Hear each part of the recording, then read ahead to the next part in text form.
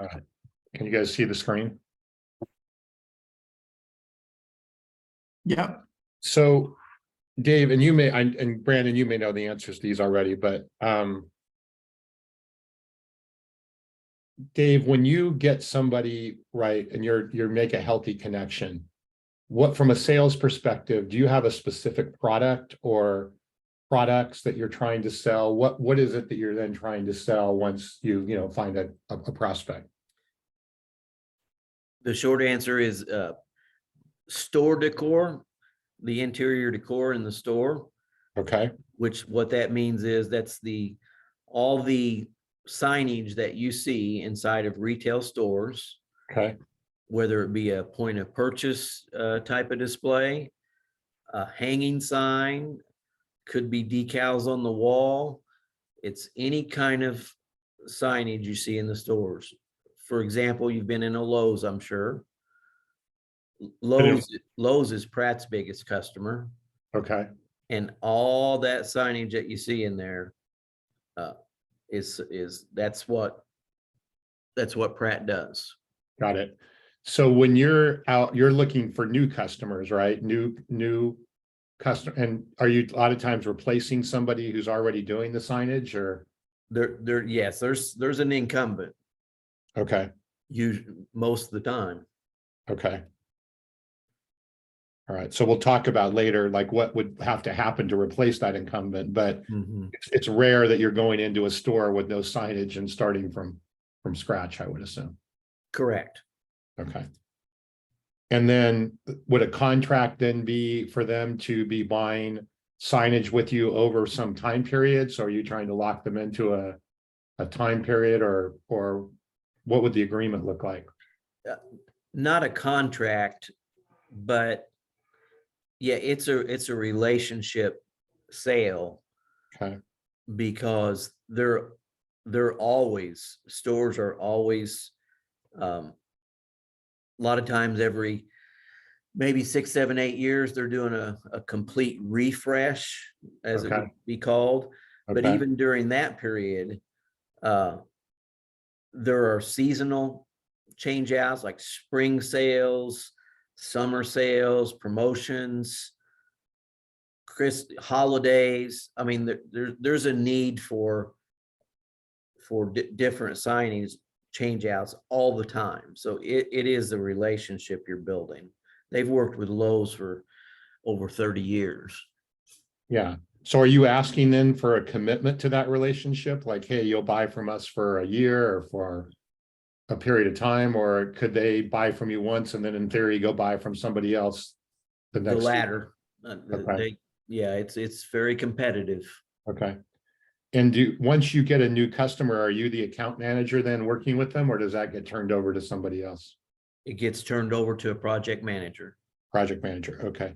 So you would build the relationship, get the agreement to do at least the first project. That gets turned over to a project manager. Do you come back then from time to time, or does the project manager take it from there?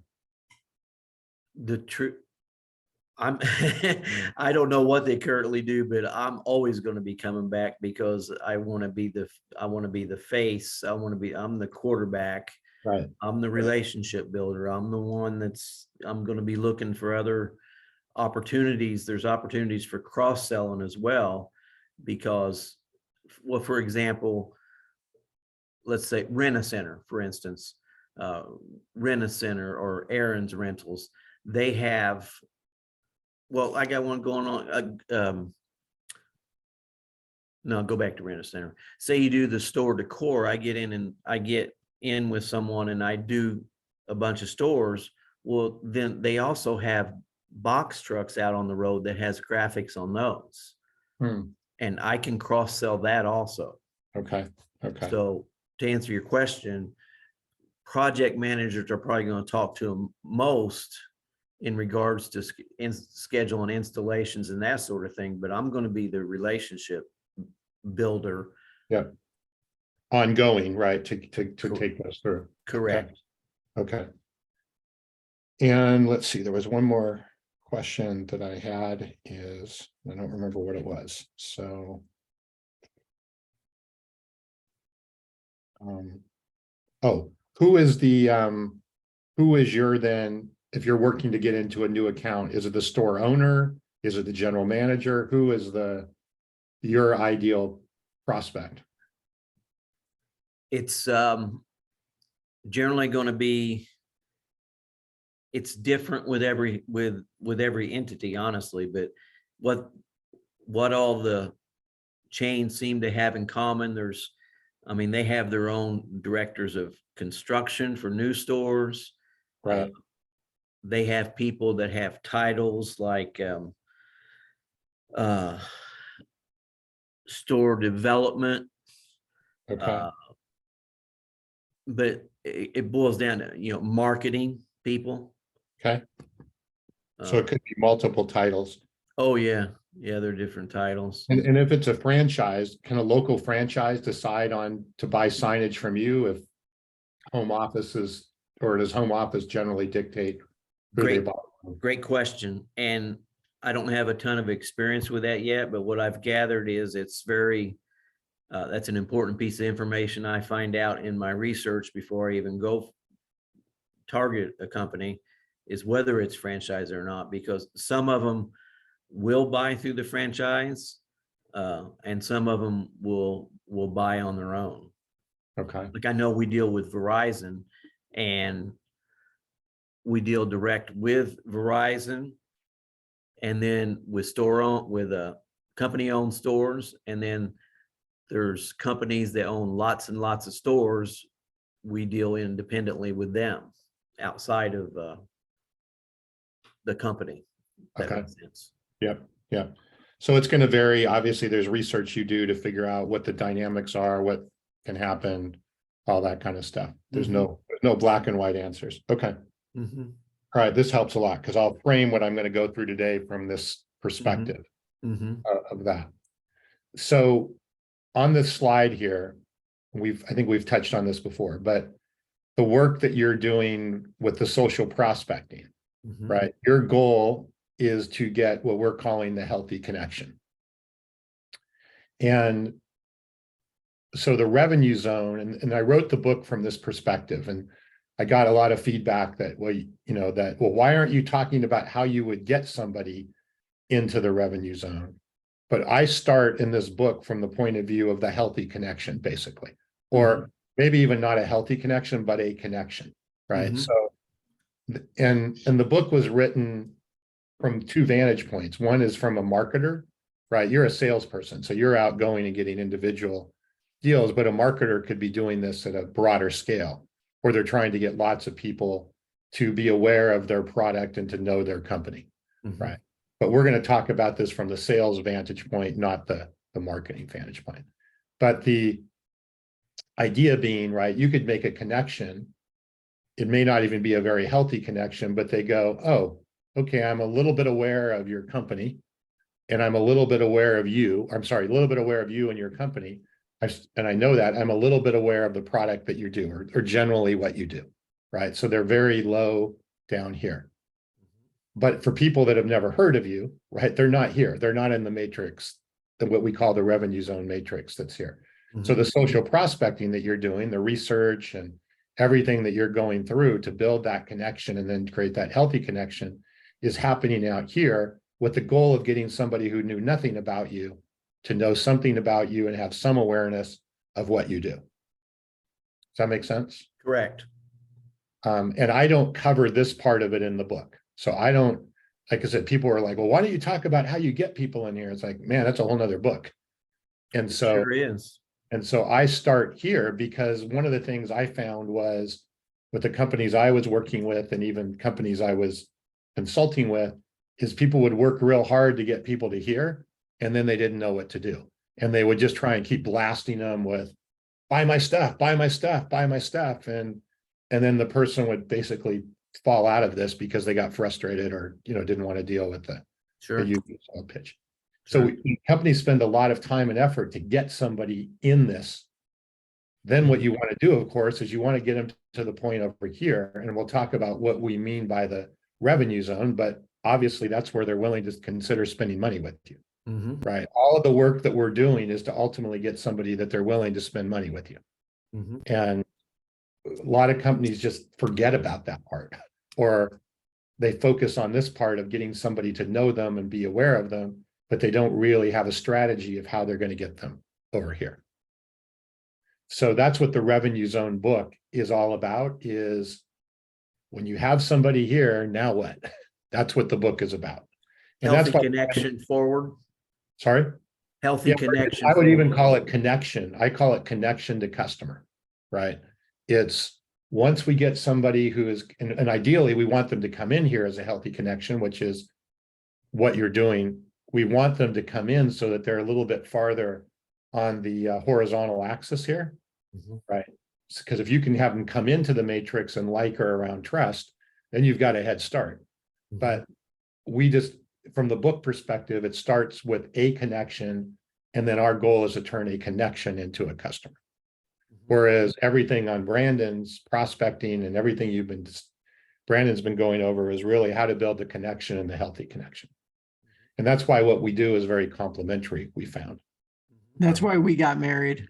Yeah, Mhm. Yeah, good looking couple.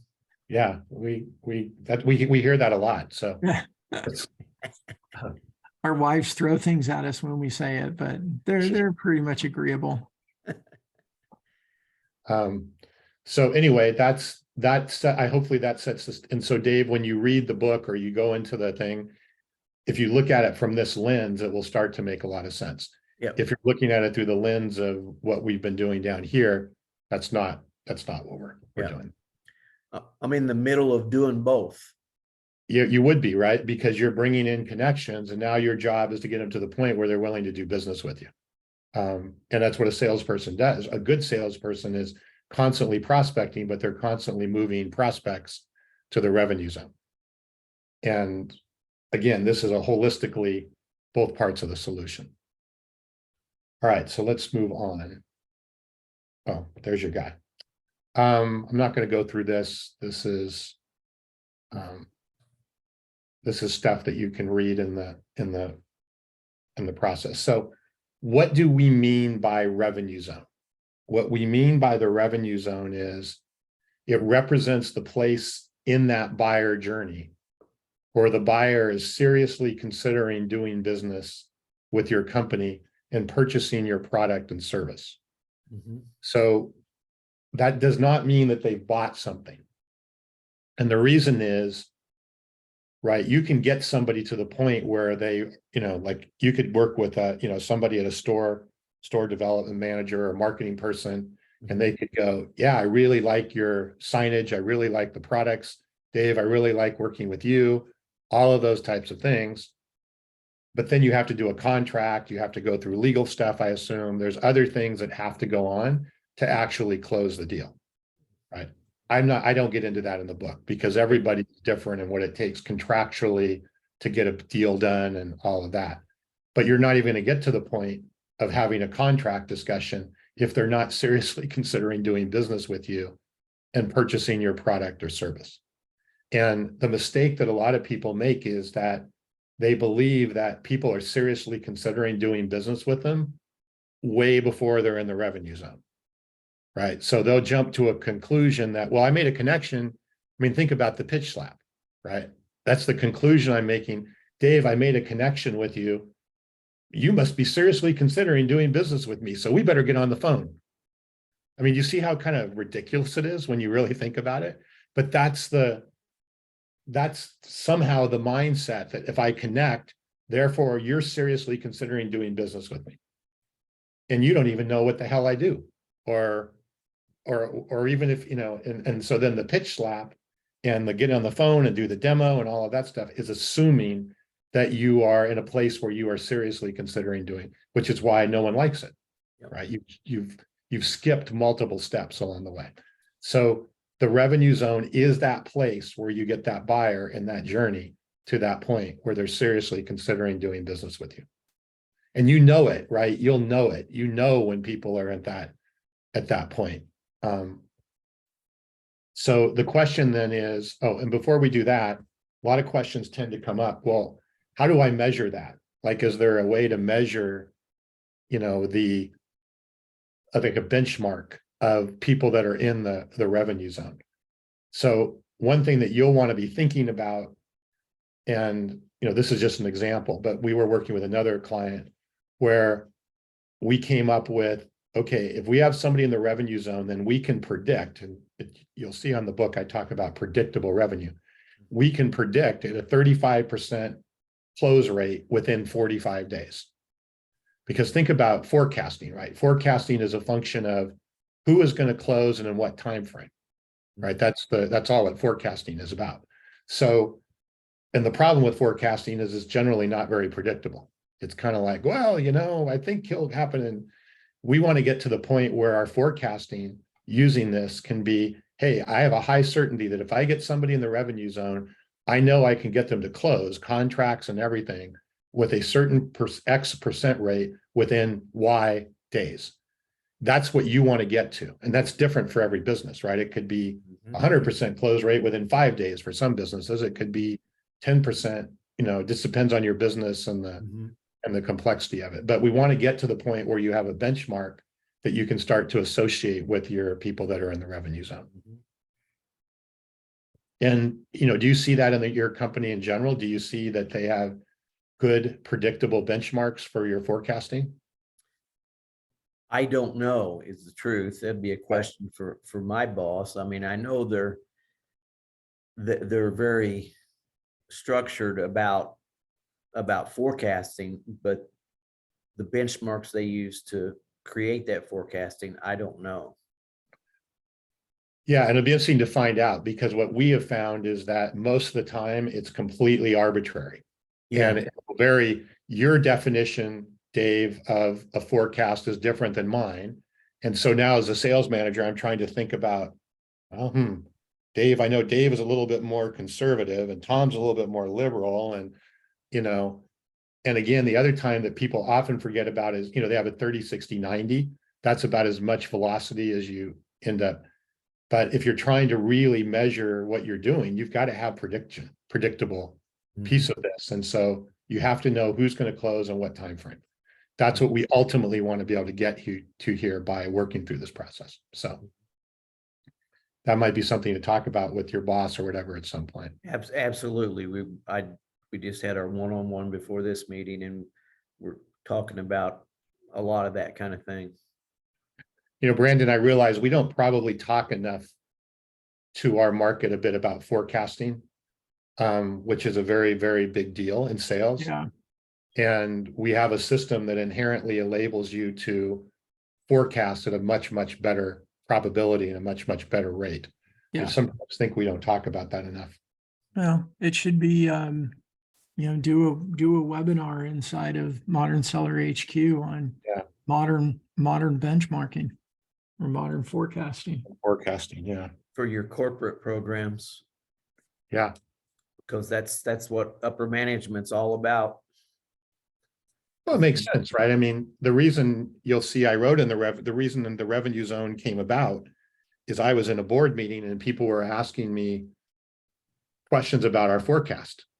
And I didn't feel like I was answering them very well. It was more like, yeah, just trust me, I'm a good guy. But that's what forecasting, I've never really operated that way, but in a lot of companies, that's how they operate with their forecasting. It's like, you just got to trust me. I'm instinctive. I know my customers. You can't run a business off of that at scale. That doesn't allow you to. Anyway, you get the point. Yep. So what we want to do then is we want to get people. We want to get people here that are seriously considering doing business with us, and we want to be able to do that to a point where once we start doing this at scale, we have the predictability that we just talked about, right? So you see in the title of the book, this is about predictable revenue growth. Predictable revenue growth comes from accurate forecasting and benchmarks. There is no other way to have predictable revenue growth. So our goal is to get people here and to consistently know how I get somebody from a connection down here to up here. Now, this is again where people make a mistake. Is in order to get somebody to a place where they're seriously considering doing business with you in this day and age, two things have to happen. You have to have a reasonable level of trust of the company and the people you're doing business with. And you have to have demand for their product or service. People mistake interest for demand, which is a big mistake.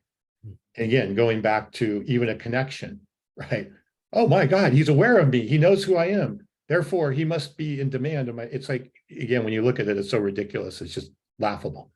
But our job here is no one's going to seriously consider doing business with you unless they feel like, hey, your signage and your products, we really got to have those. Those are really those are really, really going to add value to our customers. And yeah, I like your company and I trust working with Dave and all of those types of things. That's what puts people in the revenue zone. Not hard sell and not squeezing them and all of that. It's these two things right here. So what we want to do is we want to take that prospect and we want to efficiently move them from here to there in alignment with the way buyers want to buy. Now, this is a key thing right here, right? Most salespeople want to control and force that prospect up to here. Right, I'm going to drag you in here, Dave. You're going to get into the revenue zone, God damn it. But you can't do that in this day and age. You have to let the buyer get to the revenue zone through their own journey. And because you can't force the buyer into the revenue zone. And that's, again, another sort of misconception. So by setting up a healthy connection and even getting this prospect over here, we've now set the stage to enable that buyer to get from here to here, which is why we call it buyer enablement. We're enabling the buyer or the prospect to get from in here to there. Mm-hmm. So far, so good? Yeah. Just to comment, that lack of being able to control it, the process or the speed of it, that feeling out of control creates a lot of fear with some salespeople. Yeah, totally. But, and this goes back to the mindset, right? And I know right, the mindset, and this is 5 mindset, but if you know from the community, we have the 10 mindset. If you're not, you have to go through this process of believing the mindset before you'll ever agree or believe in either the social prospecting aspect of it or the revenue zone process that I'm going through. If you believe that you are going to control and see here, the buyer is in control of their buying journey. As a seller, we cannot control their journey, but we can influence it and help facilitate it if we can continue to capture and retain that buyer attention and keep them with us. So if you don't believe that, then none of this will really work for you. It's like you're at odds with the system that are here, which is why we stress these mindsets over and over and over and over. The good news is, another word might be alignment. Pardon? Another word might be alignment. You mean alignment with the mindset or alignment? Yes, with alignment with the mindset. Yep. Good word. Yeah. So we do spend a lot of time with companies, and sometimes one of the things we've learned the hard way is we'll talk to companies and they'll nod. Yep, we agree, and then they don't. Right. And so this does take it takes a big mindset shift. But the good news is that once people start to see it working, it's like they'll go, how was I ever doing it the old way? You just have to get them over the hump of the mindset shift. So yes, that mindset has to be in place for this to work, because you're right, there's a lot of fear that if I'm not dragging them into the revenue zone, I'm not doing a good job of sales. So, there's 3 types of prospects that will likely you'll find. And when I talk about prospects, the work that you're doing, with the social prospecting and stuff like that, there's 3 categories of prospects that you may find. And I think this would very much fit for the market that you're in. There's cold prospects. The prospects previously had no awareness of your company solution and are not actively looking for new signage. Yep. right? So let's say I have a store. Yeah, my signage is fine. I got signage, right? They're, I'll call them a cold prospect. Mhm. There's probably a lot of them out there, right? There's no shortage of stores. Then there's a curious prospect, which is maybe some prospect that had some interest. Maybe, I don't know, do you guys go to shows or trade shows or things like that? Maybe they saw you at a booth or saw you online, or who knows, right? Some way, shape, or form. And they have some curiosity in your solution. Hey, maybe this is a better thing to do. You know, maybe our signage could improve. We would get better sales rates or whatever the thing is. And then there could be a serious prospect that are actively looking for a solution. Like you said, I'm doing a refresh, right? So I've got intent to buy something right now. And I may have some familiarity with your product or service. I may have familiarity with competitors, but I'm serious about doing something about my signage in my organization. The reason I bring this up is that as you bring people into your matrix, as you go through your prospecting, it's a good thing to start to identify as you build that connection where they fit here. Because you could likely build a connection with somebody who has zero awareness of what you do or even cares why they would need signage for their store. Yep. Or you could have somebody who's actively looking.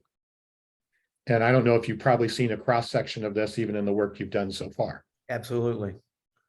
But And- correct me if I'm wrong. Sometimes it can be the cold prospect who is defined exactly as you say there, but if I get a connection with them, they can help me get to the people that I need to get to. Mhm. Yeah. Absolutely. And the reason we talk about these is the journey that will take them down there to the revenue zone is different, right? Because this guy, the cold prospect, and again, going back to the pitch slap, trying to pitch slap a cold prospect is, you're going to knock them out of the revenue. You're going to knock them out of the matrix, right? They're just going to piss you off. You're piss them off. But in theory, right, if somebody was seriously looking for some signage, you might be able to move them a bit faster and with a bit more speed, because they're like, hey, come on, Dave, I want to know what you do, you know. Whereas here you might talk about their family and then they go, oh, Dave, what do you do? Like Brandon talks about, like, what do you do? Oh, I haven't signed a signage. Oh, it's interesting. I have a store. I never thought much about our signage, you know, or whatever the case may be, right? It's a very different conversation based around these prospects. So I want to make sure we go through this because we want to make sure that we don't say this is a one size fits all as we're taking them through that revenue zone. But no matter what, whether they're cold, curious, or serious, we got to get them to the same place, which is the place where they're seriously considering doing business with you. It just may be through a slightly different motion. Would it be fair to say possibly that there's one more landing point maybe between a cold prospect and a curious prospect could get you right up to the point of leading you into a serious prospect? They may not ever become a serious prospect, but they can help you. Does that make sense? Yeah. You mean like refer other people to you, or Yeah. yeah. Or it could take months or years for them to become a serious prospect. But once they do become a serious prospect, who's got the head start? You do. Yes. Right. Because you have built a relationship with them and a healthy connection. Yes. So as soon as they're like, and you never know this, you don't know what's going to cause in an organization somebody to jump from curious to serious. The biggest mistake that we see is that companies put way too much emphasis on the curious and not enough on the serious, or they don't know how to move people from curious to serious. And they assume that the curious person is in the revenue zone and they try and keep beating on them with all this follow-up that gets them pissed off and tells them to go away. Mhm.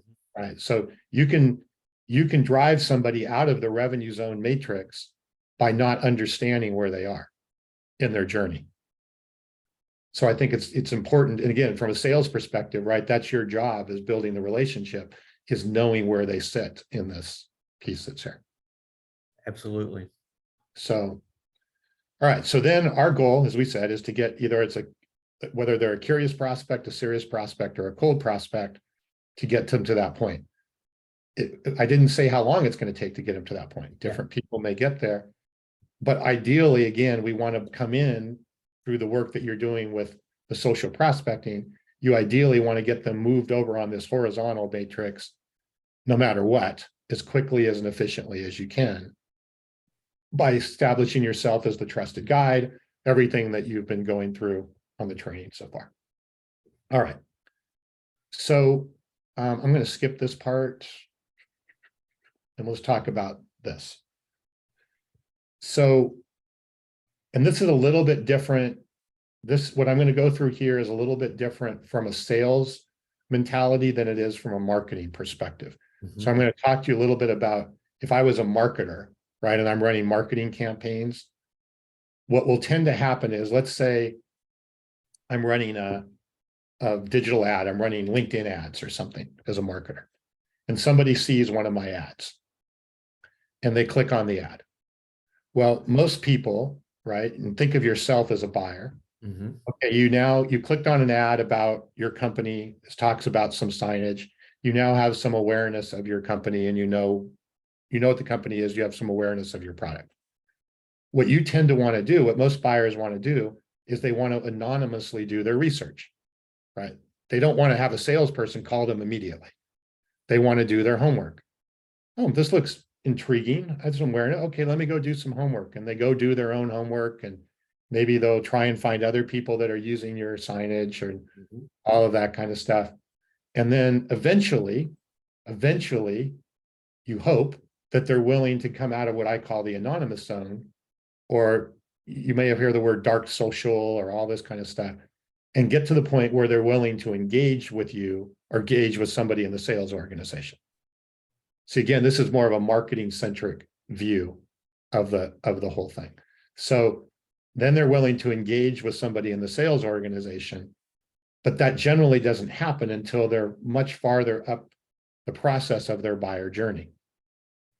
And then again, if the engagement is done well, maybe you can help move them faster into the point of getting to this point. Again, where people make a lot of mistakes is they make assumptions here and they try and throw them right into the revenue zone when in fact they're still on their journey to go from here to there.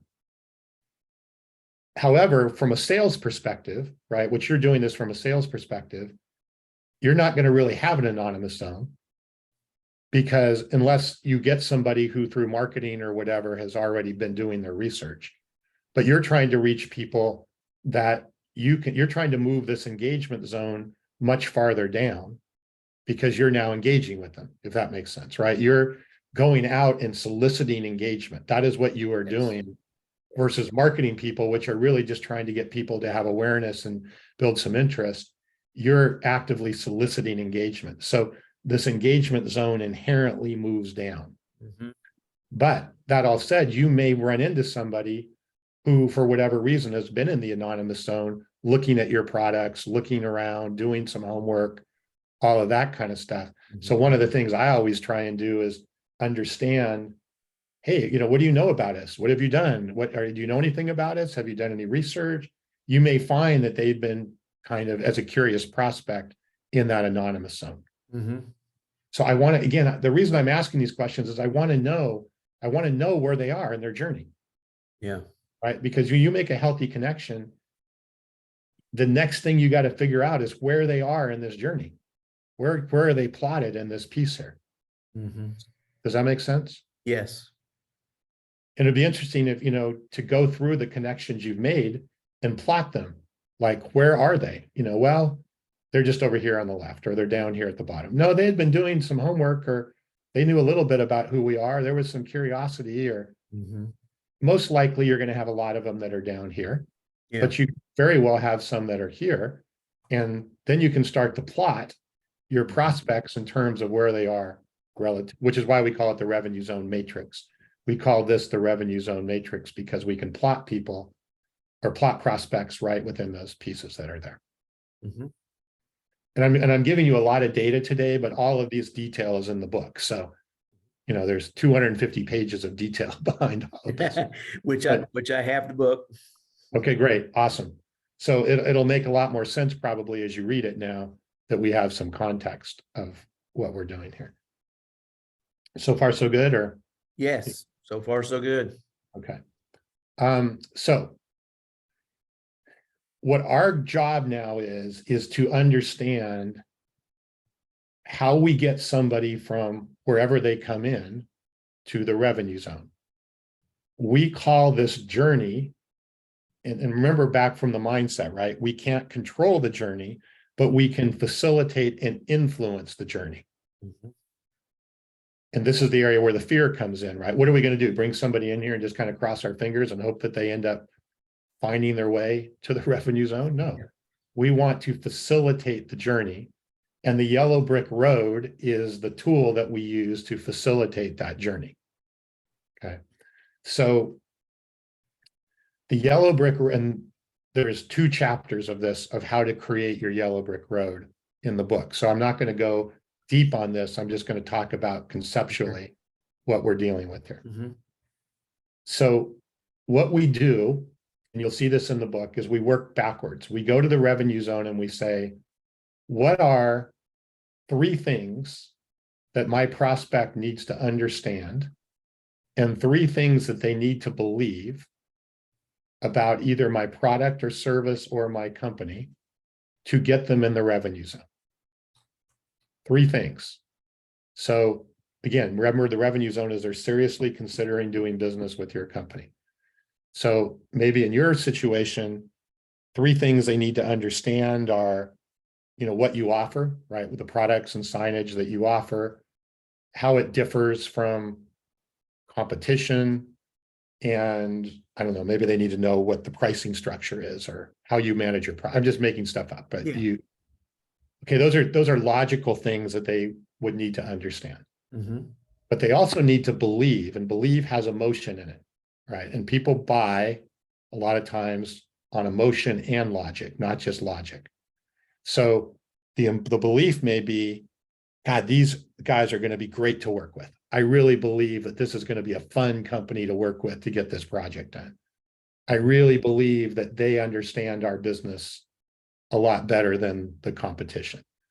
I believe that Dave's going to take me to St. Elmo's if I work with him, right? Whatever the case may be, right? There's these beliefs that add to the emotion of having somebody in the revenue zone. So what we want to identify is, and you could say, well, there could be 10 of those. There may be, but we want to identify 3 things, the top 3 things that the prospect understands, and the top 3 things the prospect would need to believe in order to be in the revenue zone, which is seriously considering doing business with your company. And the book takes you through the exercise of doing that. So that's the first exercise you want to do, because you have to know when somebody's there, right? It's like, that's what people don't understand, is like, you have to know when somebody has achieved the destination that you're trying to get them to. And when you understand those 3 beliefs and 3 understandings, you'll hear those things coming out of their mouth. You'll hear them go, God, yeah, I really believe that you're the right company to work with, because you'll hear these things coming out of their mouth and you'll know that you've done your job to get them there. If you're not hearing those things coming out of your mouth, then you know that they're not likely in the revenue zone. So again, I won't go through the exercise right here. I'll show you an example in a minute. Sorry. Yeah, here's some examples of the 3 understandings and the 3 beliefs. So if I was an accounting software company, right, the 3 understandings might be how the software will benefit their business, it's affordable and easy to use, and the company will, they know how they'll implement and use the software. And then the beliefs are, it's a better choice than competing, the company will be great to work with. This is another important belief too, is that it's important to take action. This should say now, not no. This should take action now and get the software. So in other words, hey, I got to do something about this now, right? There's a belief that I need to do something about it now and not wait 6 months or a year or whatever. So again, these are things that you want to lead people towards. You want to get people to these understandings and beliefs. And that's exactly where you guys led me. Okay. Well, it is. I mean, I love looking at things in the sales process and, does this resonate with me? Is this how I buy? Yeah. And it is. Yeah. Right. You want to go through the journey of getting to your understandings and beliefs. Yeah. You don't want me or to force you into the point of saying, Dave, you must believe that we're the best. Right? It ain't going to work. That's the traditional hard sell, mentality that it leads to buyer's remorse and all kinds of other things. Yep. So we want to, but we need to get them there, because if they don't get to there, then they're not going to seriously consider doing business with us. So rewind again. So what our job is now on the yellow brick road is to identify the content and the tools that we have as sellers to help facilitate getting them to that point where they are in the revenue zone, which aligns with those 3 understandings, the 3 beliefs, and they're seriously considering doing business with you.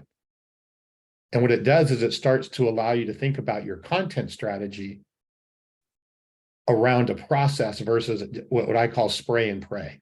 What people tend to do with content is just throw it out, throw all this stuff at you.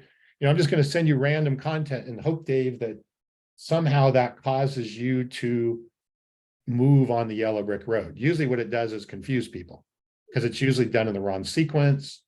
It's done right. It doesn't make sense based on where they are in the buyer journey. There's certain pieces of content that make sense at the right time in their buyer journey. And this is why we really tell people a lot. We really like, podcasts and things like we do with our live show, because that content can be repurposed so beautifully in the right sequence to help somebody move up through this yellow brick road. So as you go through the book will take you through how to build a yellow brick road. Now, the only thing I'm going to say as a caveat, and there's some videos you'll see the videos I've added in the community. If this is being done from a marketing perspective, we have to be because again, remember that person's in the anonymous zone and we don't have an engagement with them. So from a marketing perspective, we have to be much more detailed in our yellow brick road. As a salesperson, we might only have what we call bricks, right? Bricks that are the bricks there might be 4, 5, 6 bricks that are needed as a salesperson, because you are engaging to get them into the revenue zone. Whereas if it's a marketing person in an anonymous zone, they might need 25 bricks to get them to this point. But so as you go through the finding your yellow brick road in the book, and I'm happy to help you with this as you're going through it, it's probably not going to need to be as detailed as I outline in the book, because you're doing it from the sales perspective. If you had 4, 5, 6 pieces of really good content that you knew you can be using in the right sequence, you can probably use that combined with your engagement to get them into the revenue zone. But if they're on their own, you need more content, because you got to micro influence things differently than you are if you're doing it from a sales perspective. Makes sense. So that's the exercise you'll go through in the book in more detail. So I want to end today with kind of these common mistakes and miscues that we see. And this is also covered in the videos in the book, or in the community. So I've talked about the first one is mistaking interest for demand. Biggest mistake that we see, somebody shows some curiosity, some interest in it. I mean, you've been to trade shows, right? Somebody comes by the booth, they pick up your brochure, they go, they look around the booth, maybe they scan their badge, and then they move on. And how many times a sales, oh my God, that's a hot lead. Oh my God, they must be and then you call them and they're like, I don't even remember being at your booth. Yep. So the biggest thing is mistaking any sort of interest or curiosity for demand. It doesn't mean that interest is wrong. It just doesn't mean that it's demand. And it doesn't mean that they're at that revenue zone. Another mistake that we see a lot is that people believe that once somebody is in the revenue zone, that there's no other competitors and there's no other options that they're considering. And that's not true, because in the revenue zone, we're saying they're seriously considering doing business with your company. It doesn't mean that they have done. Like I lost a deal in our software company a month or so ago. They were in the revenue zone for about 3 months. But there was another competitor in the revenue zone for the last 3 months. And what ended up happening is the competitor gave them, this was a company that was in they were based in South Carolina. And what's the big college there? Clemson, which is, so the other sales guy got them tickets to the Clemson bowl game, took them to the Clemson bowl game, and we got outsold in the revenue zone. Okay. They were seriously considering our product. They were seriously, but we got outsold as it relates to the revenue zone, right? In that point, it will happen. But people mistake that, oh, there must be nobody else. I'm the only one. That's a mistake. You can end up kind of getting the rug pulled out from under you if you think that. Yep. Okay. Buyer another mistake is the buyer is in the revenue zone, but there's no impending event for them to make a decision. So I talk a lot about this in the book, comes back to sales qualification. And you've probably seen this, right? If there's no deadline or no something that's going to cause them to make a decision, it'll get dragged out. And so people will get in the revenue, and this is where forecasting comes into play, right? They'll get somebody in the revenue zone that's seriously considering doing business with you. And then they'll go, oh my God, they're going to buy in 30 days. But there's no impending event for them to buy in 30 days. So 30 days turns into 60, turns into 90, turns into, oh, we're busy. We're going to get to that as soon as we're done with this last project or whatever. There's no impending event. So you want to look for that impending event or that deadline or something that's going to cause them to make a decision. In my opinion, the impending event is the most important qualification thing in B2B sales, because companies don't make decisions without impending events. Impending events can be internal, even as a salesperson, right? I don't know if you guys do this, but in software, a lot of times software companies will be, well, we'll give you a discount if you buy at the end of the quarter. Well, that's creating an impending event, right? They're saying, if you don't buy the end of the quarter, you're going to lose so impending events can be created either within a company. Sometimes it can be created by you as the seller, but there needs to be generally an impending event. I would assume in your case, it could be seasonal. It could be, hey, we got to have these signs ready for the season. There's a lot of impending events that inherently exist in your world. A lot of them are they're building brand new stores, self-standing. Yep. Or Yep. they're growing big time. A lot of retailers right now are working on 2024. Yeah.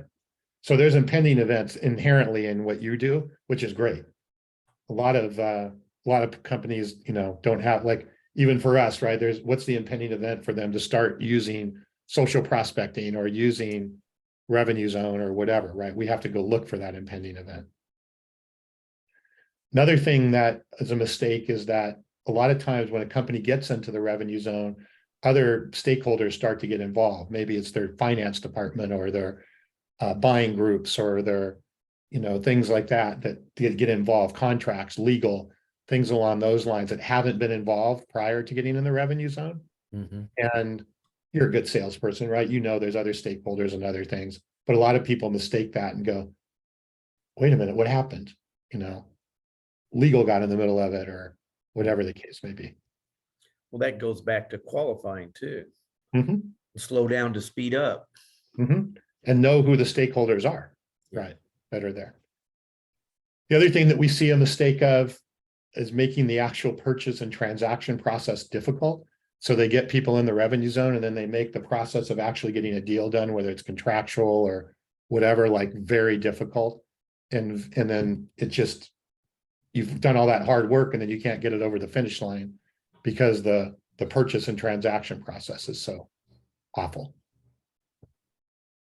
And then the last one is just introducing surprises to the buyer in the revenue zone. So the last thing the buyer wants, and think about yourself as a buyer, get in the revenue zone. I think I have my 3 understandings. I have my 3 beliefs. I'm seriously doing something. And then all of a sudden you throw in something that, oh, wait a minute, did you realize that there's going to be a monthly charge on top of the thing that, there's actually a setup charge I didn't talk to you about, or, you know what, that sign doesn't really glow in the dark when, I mean, whatever it is, right? It's like the last thing you want to do is introduce the tolerance for surprises in the revenue zone is very low. Surprises earlier is okay because they're going through their journey. But when you start introducing surprises, and so the reason we bring this up is we get a lot of salespeople that go, well, I don't want to say anything about that until I know they're committed. Well, what that does is put a surprise in there, and that can beat them right out of the revenue zone really, really quickly. So I know it does me. I'm thinking Yeah. about times I've purchased things and they save something to the end. Oh, and by the way, yeah, well, you just lost me.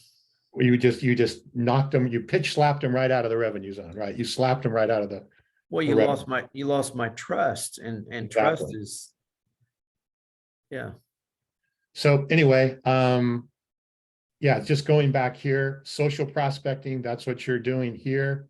You want to get them here. You're exactly right. If you do some of those mistakes, you end up dropping right out of this that's here. But this sets the framework for what you're going to see in the book and how the two things work together that Brandon and I are doing. And if this is done so that you're getting more people here, right, you've got a head start on getting them and then moving them through the yellow brick road. Mhm. Because bringing them in over here. So that's why this part is so important, is Brandon says move slow, or move slower to, what is it, Brandon? Go slow to move fast, right? Go slow to move fast, because once you get somebody here, maybe it takes you a little longer to get them here, but you have a much higher probability of moving faster once they're in the piece that's there. So Cool. hopefully this sets the stage for the two pieces of the thing there. Very good. Yeah. Fantastic. Cool, cool. Cool. Got a question for you, Tom. Yeah. What's from Brandon too? What's you guys' passion behind teaching this? What's your passion? It's pretty high. Can you tell? Yeah. No, we love teaching this. This is what we love to do. Yeah. Mine, Dave, is I don't know if you've heard this story of me before, but I grew up with an abusive household, and my dad was a small business owner.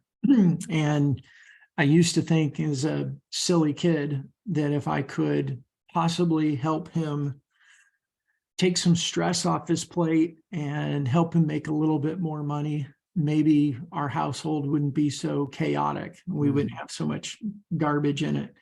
Mhm. And it was kind of this childhood Pollyanna thought.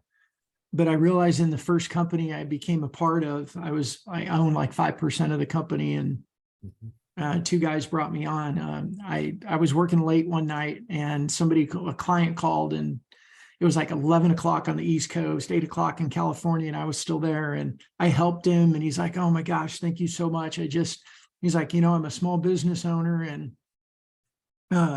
what you guys are doing is really taking a lot of this stress and effort off my plate, and you're helping me make more money." And my wife even noticed a difference in my stress levels. And it was that ding, ding, ding moment that everything I wanted to keep doing in life was building companies that were geared around helping what I call small business owners, which salespeople are small business owners. I wanted to help small business owners create systems that would take work off their plate and help them make more money, with the goal of taking stress off their plate. So that's my motivation for doing what I've done. I discovered that in 1998. And since then, that's been my driving force around my mission statement. Cool. Thank you. Yep. Was you ever in corporate America? No, right, wrong, and different. I don't know. I mean, I trust God always has a plan, and I deviated from it. But so when I finished grad school, and I speak Spanish, and so my goal was to actually get a PhD and go work for, Boston Consulting Group or one of those, and go live in South America, Central America, and all of that. And I put myself through grad school by working for a small company that sold soccer balls. And I got exposed into the sports marketing space. And I ended up taking a job instead of getting my PhD. And it was in the sports marketing industry. And I kind of went down the marketing path. And then I joined that company in 98 and we started building SaaS before I knew what the term SaaS was. We started building a web portal and helped animal hospitals around the country with a at-scale marketing program. Yeah. And then I just kept staying involved with building technology that helped small businesses or salespeople. Yeah. So that's what got me into LinkedIn, because in 2013, when I realized all these marketers were moving to HubSpot and landing pages and all this, I'm like, okay, but what about the salespeople? They're the ones that build relationships. Marketers for me are like a billboard. Mm-hmm. Salespeople for me are a handshake. Yeah. And all this technology in the beginning of the internet was all around marketing and at scale and all this stuff. And we kind of forgot about salespeople and helping them use technology to do what they do best, which is build relationships. Yeah. So that's where my passion is. And I've been frustrated for years. I'll be very honest with you. I've been very frustrated for years that LinkedIn and social, whatever you want to call it, social selling, social prospecting, always got kicked over to the marketers. And the marketers are controlling, and they think like a billboard, and they think about a lead generation, and they don't know how to define a good lead. Like salespeople, when you've developed a relationship to a point where you can ask for an opportunity. Marketers don't. They just they fill out a form, get it over to sales, and pound, and data. And look, I'm not against data. It's just data got abused. Yeah. And it created bad working environment, and salespeople just got left on their own. Yeah, go get some of that LinkedIn. Go get a little of that LinkedIn. And, we're going to bring someone in for a half a day and do this thing. And then they go, we tried it. It didn't work. This is freaking sales. We don't train once and forget it, right? We're constantly training, constantly getting better, constantly learning new techniques. Yeah. And so much of sales has just been, negligent of that type of training, especially around digital and social. Totally. Yeah. So I will now politely step off my soapbox. Yeah, I've got to jump to another call, but I just wanted to say one thing, Dave. And if you've got any people that you think we should be training, please let us know, if your company or otherwise. But The whole company. The whole company. Go ahead, Yeah. But if you go back and you look at the modern selling definition that we have in the community, we have those 3 circles, right? We have mindset at the top. We have social prospecting on the bottom left, and we have buyer enablement on the bottom right. Mm-hmm. So buyer enablement is what we went through today. Social prospecting is what you've been doing, but none of these make any sense if the mindset's not there. That's right. And that's what we found is that if we try and teach this stuff over the wrong mindset, it creates more chaos and havoc than you have any. But if you can get that mindset right, all of this starts to work really, really, really, really, really effectively. And so I still believe we're battling a lot of mindset, a lot of things at this point, which is keeping us from getting people to really appreciate and understand the power of what's possible if you can get past the mindset. So. Yeah. And